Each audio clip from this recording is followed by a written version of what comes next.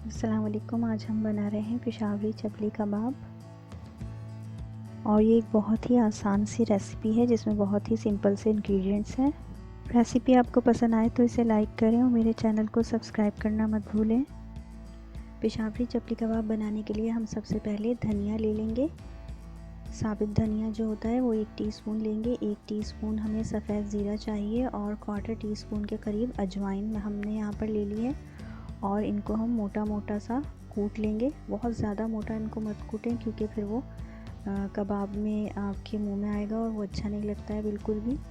इसके बाद हम जो है कीमा हमने लिया था आधा किलो के करीब और उसको एक मरतबा मैंने चॉपर में से निकाल लिया है। ये बहुत ज़रूरी है, इस स्टेप को ज़रूर करें। और उसके बाद हमने हस्बे ज़ायक़ा नमक शामिल कर दिया है। हस्बे ज़ायक़ा नमक शामिल करने के बाद जो मसाला हमने कूट कर रखा था वो अब हम इसमें शामिल कर रहे हैं। इस मसाले को शामिल करने के बाद इसके अंदर मैंने 4 से 6 हरी मिर्चें लेकर और उनका पेस्ट बना लिया है जो कि तकरीबन 1 टेबल स्पून के करीब है, वो मैं इसमें शामिल कर दूंगी। इसके साथ ही एक दरमियाने साइज़ की प्याज है, उसे मैंने चॉप कर लिया है, वो भी मैं इसके अंदर ऐड कर लूँगी। आप बहुत बारीक भी इसको चॉप कर सकते हैं। और इसके अलावा इस प्याज का सारा पानी निकालने के बाद इसके अंदर फिर आप इसे ऐड करें। इन तमाम चीज़ों को अच्छी तरह से मिक्स कर लें। साथ ही यहाँ पर मैं 1 टेबल स्पून के करीब ऑयल शामिल कर रही हूँ। इससे कबाब बहुत ही मॉइस्ट बनेंगे और बहुत ज़्यादा ड्राई नहीं होंगे और बहुत ही सॉफ्ट बनेंगे।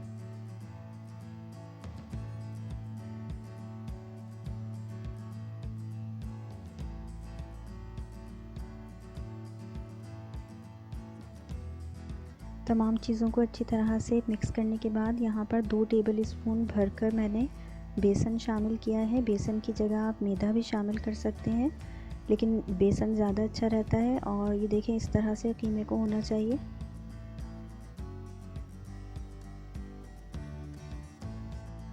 बेसन शामिल करने के बाद मैंने तकरीबन 1/4 टीस्पून के करीब पिसा हुआ गरम मसाला इसमें शामिल किया है। आप चाहें तो हाफ़ टी स्पून तक भी शामिल कर सकते हैं। इसे भी मिक्स कर लेंगे हम। तमाम मसालों को कीमे में शामिल करने के बाद उन्हें आधे घंटे के लिए फ्रिज में रख दें। और मैं यहाँ पर कबाबों को शैलो फ्राई कर रही हूँ, आप चाहें तो डीप फ्राई भी कर सकते हैं। आँच शुरू में थोड़ी सी तेज़ रखेंगे, मीडियम टू हाई रखेंगे। और चपली कबाब को हमें थोड़ा सा बड़ा बनाना है इस तरह से, क्योंकि ये थोड़ा सा श्रिंक हो जाएगा बनने के बाद। और इस तरह से हम तमाम कबाबों को तल लेंगे। पहले एक साइड से हम इन्हें अच्छी तरह से पका लेंगे तकरीबन 4 से 5 मिनट तक। दरमियानी आंच कर देंगे बाद में हम इसकी।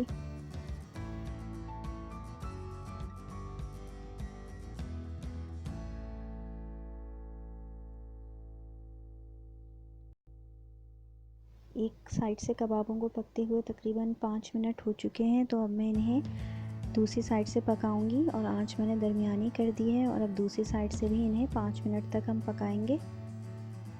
और इस तरह से जब दोनों साइड से कबाब गोल्डन ब्राउन हो जाएंगे तो हम इन्हें किसी डिश में निकाल लेंगे। इस तरह से बहुत ही मज़ेदार से ये पेशावरी चपली कबाब तैयार हो जाएंगे, जिनके इंग्रेडिएंट्स बहुत ही कम हैं और तमाम इंग्रेडिएंट्स जो हैं ये घर में ही मौजूद होते हैं। बहुत ही आसानी से ये सारे हमें घर में अवेलेबल होते हैं।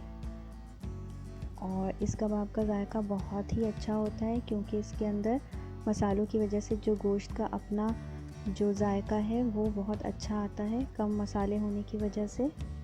इसे ज़रूर ट्राई करें। बहुत ही मज़ेदार पेशावरी चपली कबाब इस तरह से तैयार हो गए हैं।